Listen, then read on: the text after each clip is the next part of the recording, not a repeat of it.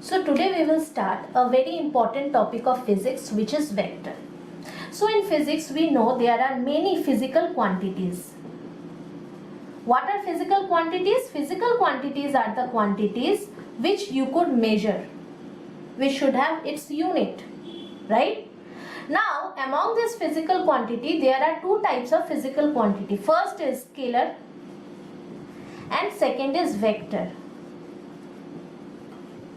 Now suppose take an example of physical quantity, that is time. Okay, in time you need not measure it, you need not specify its direction. Or distance, in distance if you write just 5 meter, okay, you need to specify its direction. But if you specify 5 meter north, that means if you require to specify its direction, then that is not distance or that is not a scalar quantity, but that is a vector quantity which change its name to displacement. Similarly, speed, work done, these are the example of scalar physical quantity, whereas displacement, velocity, force, momentum, these are the examples of vector physical quantity. So in each and every of these physical quantities you need to specify the direction of it. That means the physical quantity is vector physical quantity. Now if you denote a physical quantity, then you must write a symbol like A, which is an alphabet, and as in vector quantity there are two things. First is magnitude, so if you write the magnitude of it along with its direction, that is cap. Now as you specify the direction, you need to specify the vector quantity differently, right? So either you write it in bold or you just put an arrow sign over its head. So it is easy to put an arrow sign over the head of any symbol. So we usually put an arrow sign over the head of any vector quantity to define that this physical quantity has not only its magnitude but has also its direction. Now what is a cap? Now if you write cap on the head of any symbol, you just divide the vector quantity by its magnitude. Now if you define the vector quantity by its magnitude becomes 1.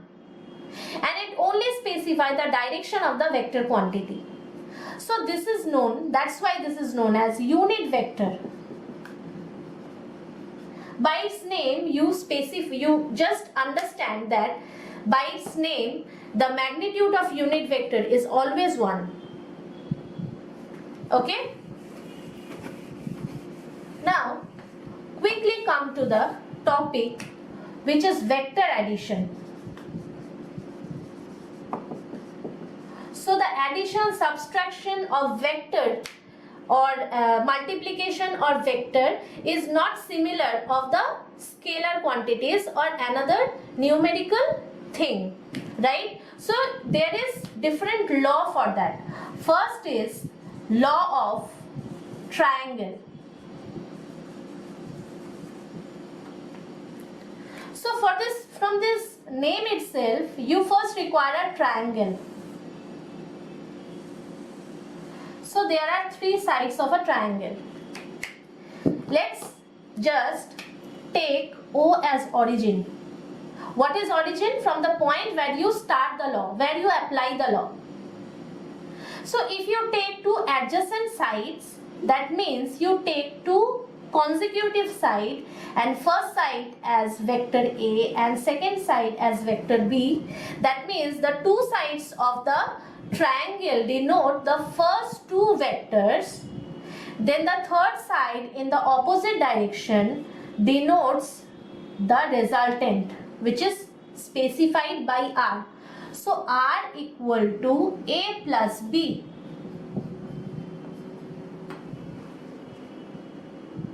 Right? Now there is another law. What is that law?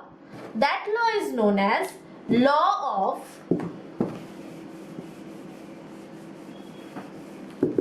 parallelogram. Now what is a parallelogram?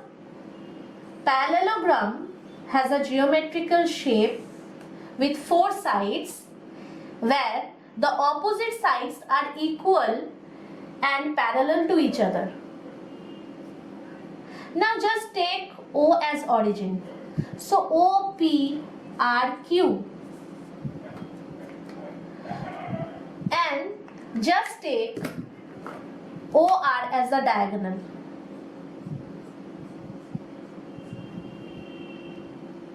Okay? Now if you take O as origin, then the adjacent side OP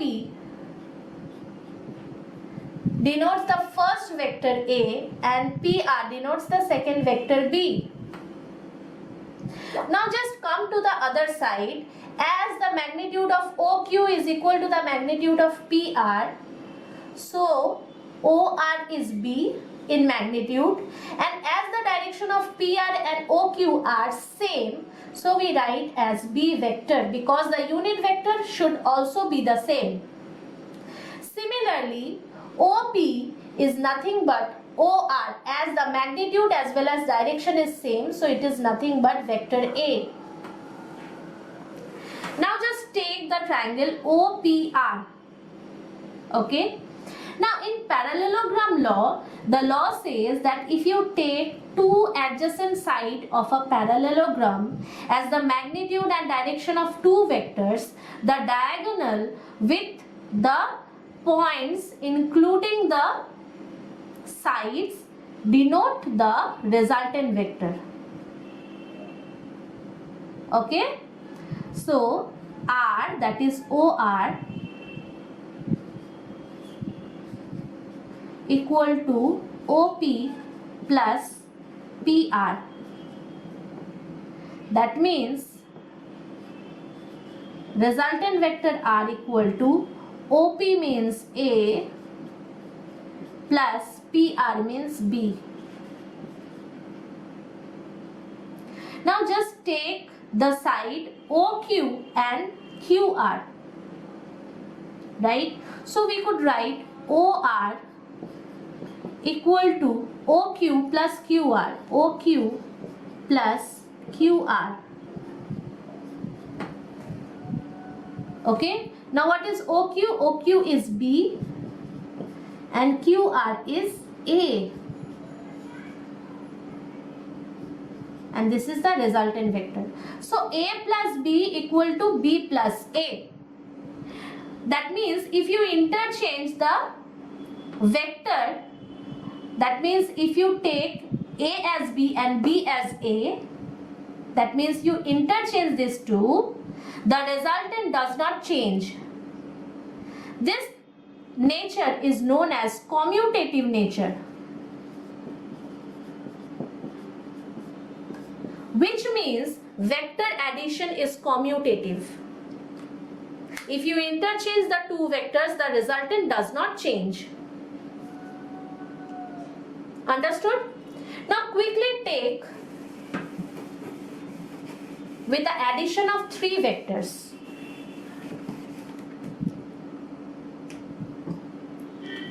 Suppose you have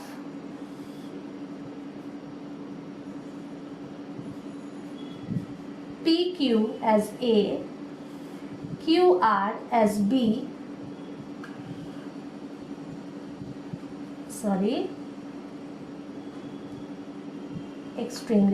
QR as B and R is as C.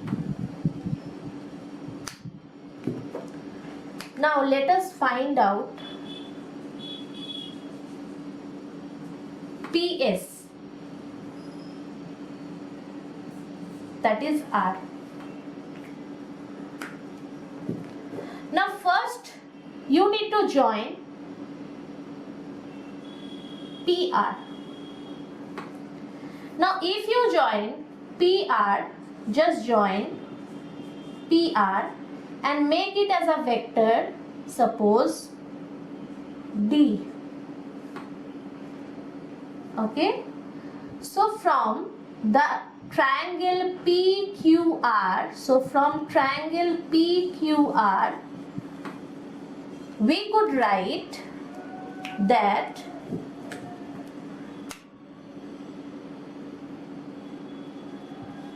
PR equal to PQ plus QR. PR equal to PQ plus QR. Now PR is vector D. And what is PQ? PQ is A and QR is B. Now take the triangle PRS. From triangle PRS, you have PS equal to PR plus RS. Now what is PR? PR equal to D. Now PR equal to A plus B and RS equal to C.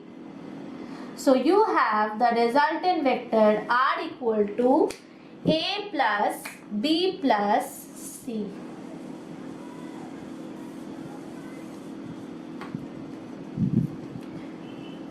Now instead of joining PR, if you join QS, what you get? Now let's check that.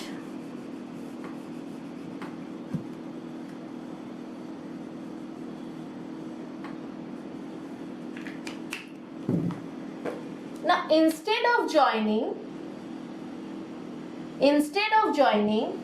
PR, just join QS and name it as D. So join QS. So from the triangle QRS you get QS equal to QR plus RS. Now what is QS? QS equal to D equal to QR equal to B plus RS equal to C. Right? Now from the triangle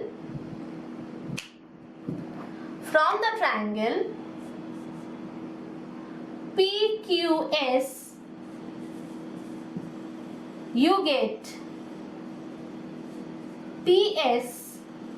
PS equal to PQ plus QS. Now what is PQ? PQ is A. And what is QS? QS equal to D.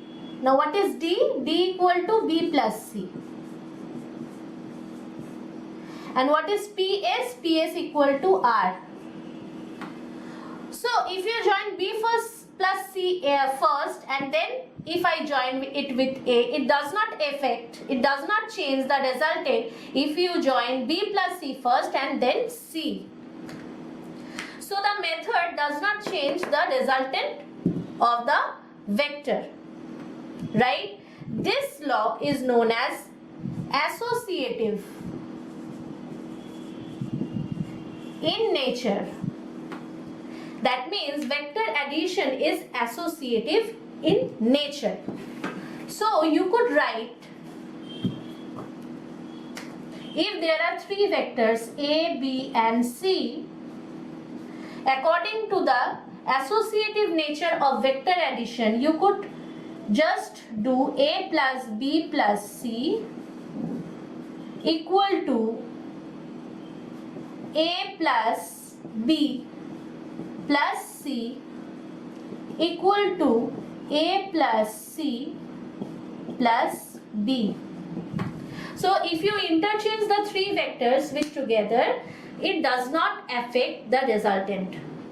This nature is known as associative nature. That means vector addition is associative. And from the previous proof, we also understand that vector addition is commutative in nature. So that's all for today. We will see you in the next class. Thank you.